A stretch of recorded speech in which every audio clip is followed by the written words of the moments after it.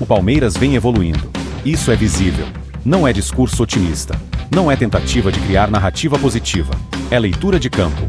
Quando tem descanso adequado. Quando repete a formação ideal. Quando coloca o time principal em campo. O rendimento sobe de forma clara. A saída de bola melhora. A circulação fica mais limpa. A criação aumenta. O time pisa mais no campo adversário. A construção deixa de ser apressada. O passe vertical aparece. Os laterais sobem com coordenação. Existe padrão. Mas existe também um detalhe que ainda separa o Palmeiras atual do Palmeiras dominante de temporadas anteriores. Ainda existe uma diferença clara entre o time titular e o restante do elenco. Quando roda demais, o nível cai. Quando mexe muito, a fluidez diminui. Quando o banco precisa sustentar intensidade, o time perde controle. E isso não é crítica, é diagnóstico. O X ideal briga com qualquer equipe do país. Mas o conjunto completo ainda busca estabilidade. E é exatamente por isso que o momento agora é decisivo. O mata-mata começa. E mata-mata não perdoa oscilações. Não perdoa desatenção. Não perdoa jogo morno. Não é mais sobre evolução gradual. É sobre confirmação de autoridade. O capivariano é o adversário. No papel, acessível. Na prática, é jogo único. E jogo único revela maturidade emocional. Revela quem está pronto. Revela quem apenas promete. Hoje a pergunta não é se o Palmeiras é favorito. A pergunta é: ele está pronto para provar isso em campo?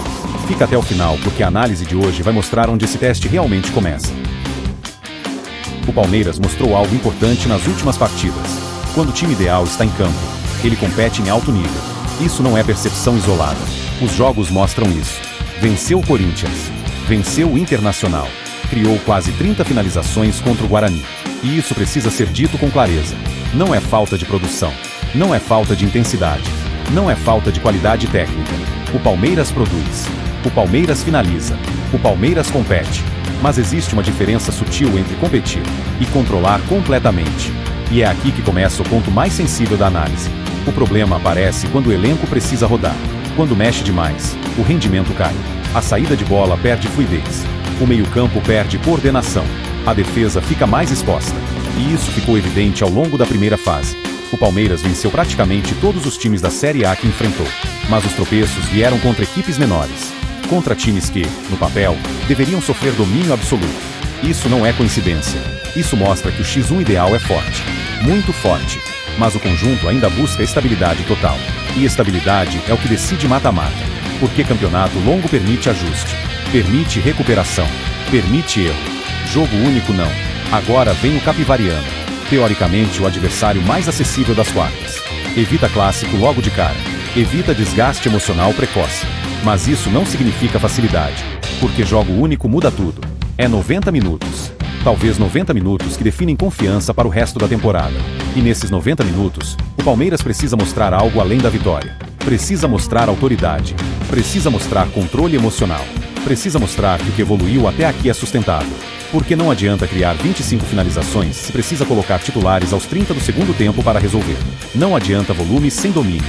Existe diferença entre volume e autoridade. Volume é quantidade.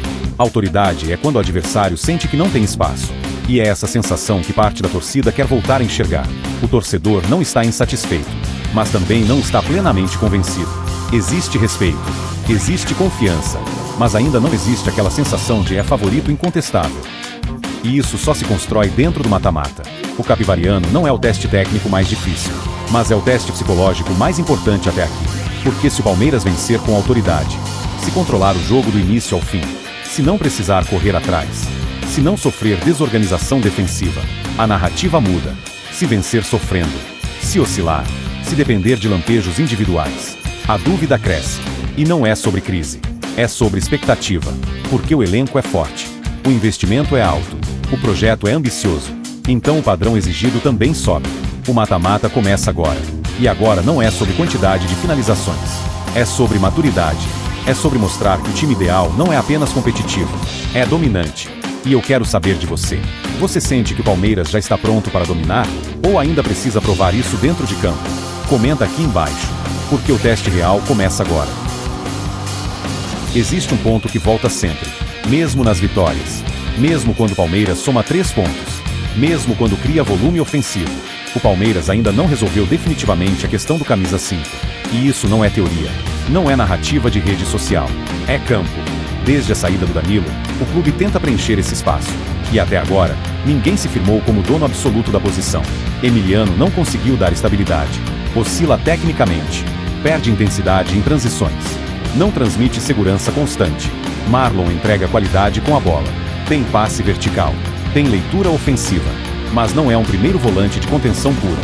Ele organiza a saída. Mas não é o escudo definitivo. Andreas cresce quando tem liberdade.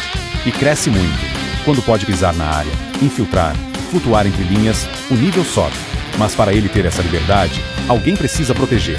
E quando essa proteção falha, a defesa sofre. Os zagueiros ficam expostos em transições rápidas. O meio fica partido. O time precisa correr mais do que deveria. E no mata-mata, correr atrás custa caro. Um camisa 5 de origem não é apenas um marcador. Ele organiza o time inteiro. Ele protege o zagueiro. Ele equilibra o lateral. Ele libera o meia. Ele permite pressão alta coordenada. Ele reduz a distância entre os setores. Sem essa engrenagem central, o Palmeiras pode vencer, mas sofre mais do que deveria. E isso explica porque a zaga virou prioridade no mercado. Nino é o plano A. O Zenit não libera agora. O Palmeiras tenta viabilizar para junho. E isso mostra algo importante. O clube não está pensando só no Paulista. Está pensando temporada. Está pensando Libertadores. Está pensando brasileiro. Porque mata-mata estadual se resolve no detalhe. Mas competição continental exige estrutura sólida. E aqui entra a pergunta que define o debate. O Palmeiras pode vencer o Capivariano sem resolver o camisa 5? Pode. Mas pode sustentar isso até uma semifinal contra rival? Pode sustentar isso numa decisão? Pode sustentar isso numa Libertadores? A diferença entre um time bom e um time dominante é estrutural. E estrutura começa no eixo central. A diretoria sabe disso. O mercado mostra isso. A busca por Nino reforça isso. Porque quando a defesa ganha estabilidade, o meio ganha liberdade. E quando o meio ganha liberdade, o ataque cresce. Não é coincidência que os melhores momentos recentes do Palmeiras vieram quando o sistema estava equilibrado. O time titular é competitivo, mas a engrenagem ainda não está totalmente encaixada. E mata-mata não dá tempo para ajuste progressivo. Ou entra organizado, ou aprende na dor. Eu quero saber sua opinião aqui. Você acha que o camisa 5 é hoje a principal lacuna do elenco? Ou o problema é mais coletivo do que individual? Comenta aqui, porque a partir de agora, cada detalhe vai pesar. E o detalhe começa no meio-campo. Enquanto dentro de campo ainda existem ajustes, fora dele, o Palmeiras vive um dos momentos mais sólidos da sua história. E isso não é discurso, é número. 1,7 bilhão de reais de receita em 2025. Recorde absoluto do clube. Quase 400 milhões a mais que no ano anterior. Praticamente o dobro do que arrecadava há poucos anos. Isso muda patamar. Isso muda poder de decisão. Isso muda o tipo de negociação que o clube pode fazer. 1/3 dessa receita veio de venda de jogadores. Cerca de 600 milhões. Ou seja, o Palmeiras não é apenas competitivo esportivamente. É estruturado financeiramente. E quando um clube atinge esse nível de estabilidade, a régua sobe. Porque agora não é mais justificável falar em limitação estrutural. Não é mais questão de orçamento. Não é mais questão de capacidade de investimento. A estrutura existe. O caixa existe. O planejamento existe. Inclusive a parceria com a Puma reforça isso. Renovação até 2028. Mais de 40 milhões por ano. Compensação milionária pela quebra da exclusividade no Brasil. O Palmeiras hoje é protagonista comercial, protagonista institucional, protagonista financeiro. E quando isso acontece, a cobrança inevitavelmente se concentra no campo. Porque fora dele, o clube está organizado. Agora vamos falar do Allianz Parque. O estádio segue em reforma. Shows atrasaram o cronograma. A semifinal do Paulista ainda é cenário incerto. A final é possibilidade mais real. Se não voltar no estadual, retorno previsto para março. Impacta financeiramente. Impacta a renda. Impacta a atmosfera. Mas não impacta a estrutura. É ajuste logístico. Não é fragilidade institucional. E mesmo a multa da Conmebol entra nesse contexto. Cerca de 365 mil reais. 70 mil dólares no total. Parte para o clube. Parte para a Bel. Motivo? Atraso no retorno do intervalo. Atraso na entrada em campo. Nada esportivo. Nada disciplinar dentro de jogo. É incômodo. Sim. Mas não é estrutural. Não compromete planejamento. Não compromete elenco. Não compromete competitividade. E é aqui que entra o ponto central desse bloco. Quando um clube está organizado financeiramente, não existe mais margem para desculpa estrutural. O Palmeiras tem marca de seleção, receita recorde. Marca de seleção, superávit. Marca de seleção, planejamento de mercado. Marca de seleção, estrutura consolidada. Marca de seleção, Parceria forte com patrocinador. Marca de seleção, projeto esportivo de médio prazo. Então a pergunta passa a ser outra. Como transformar essa potência financeira em autoridade esportiva constante? Porque futebol vive de performance atual, não vive de balanço contábil. O torcedor olha o campo, e o campo precisa refletir o tamanho do clube. O Palmeiras hoje é um gigante institucional, mas o mata-mata exige que isso apareça dentro das 4 linhas. Se a estrutura está pronta, agora é a execução que precisa acompanhar. E eu quero te perguntar, você sente que o Palmeiras hoje está no ponto ideal de equilíbrio entre força financeira e autoridade esportiva? Ou ainda falta algo para esse salto definitivo? Comenta aqui, porque estabilidade fora de campo cria obrigação dentro dele. E agora começa a fase onde isso precisa aparecer. John Arias, hoje, o símbolo da ambição do Palmeiras em 2026. Não é apenas um reforço técnico, é um reforço de mentalidade. É um jogador que chega com experiência continental, Libertadores, decisão, pressão, ambiente grande. E isso pesa. Na coletiva, ele mostrou maturidade, respeitou o Fluminense, falou de ambição, falou de títulos, falou de propósito. E propósito muda a postura dentro de campo. Ele não chega como promessa, ele chega como impacto imediato. A tendência é que esteja à disposição contra o Capivariano. Talvez não comece como titular, mas pode ser a peça que muda o ritmo, a peça que acelera, a peça que quebra a linha. E em jogo único, uma jogada decide. Mas existe um detalhe importante aqui. Arias não resolve sozinho. Ele potencializa.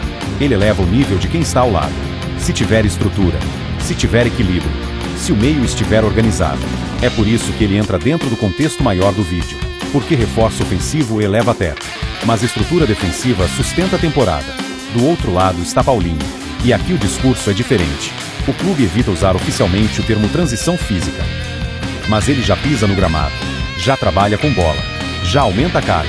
A evolução é considerada muito positiva, mas a comissão trata o retorno com extremo cuidado. E isso é maturidade, porque o erro seria acelerar. Longo tempo afastado exige controle, exige paciência, exige inteligência de gestão.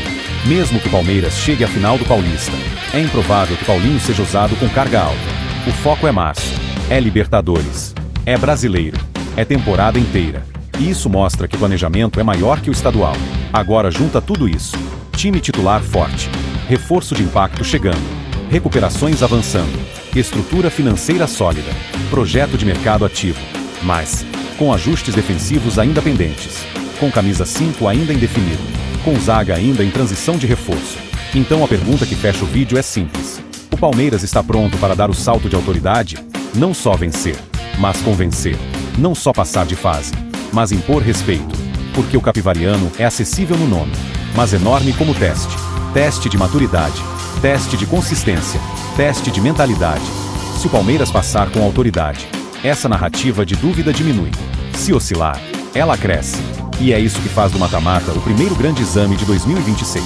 Agora eu quero saber de você. Com Arias chegando, com Paulinho evoluindo, com Nino sendo trabalhado para junho, você sente que o Palmeiras está montando um time para título grande? Ou ainda falta aquela engrenagem que muda o patamar? Comenta aqui. O estadual pode não ser o maior título do ano, mas pode ser o primeiro termômetro real da temporada. E o teste começa agora. O Palmeiras vive um momento interessante. Não é crise, não é euforia, é transição. O time titular mostra evolução. O elenco ainda pede ajustes. O clube é financeiramente forte. O projeto é ambicioso. Agora começa o mata-mata. E mata-mata não aceita discurso, aceita desempenho. Se passar com autoridade, o cenário se consolida. Se oscilar, o debate cresce. O Capivariano é pequeno no nome, mas grande como teste. E talvez seja ali que a temporada realmente comece. Comenta aqui. Você sente que o Palmeiras está pronto? Ou ainda falta a peça que organiza tudo? E se esse conteúdo te ajudou a entender o momento do Verdão, se inscreve. Porque aqui a gente não só traz notícia, a gente lê o cenário. Não se esqueça de deixar o like para fortalecer o canal. Até mais. Dali, o canal da torcida alviverde.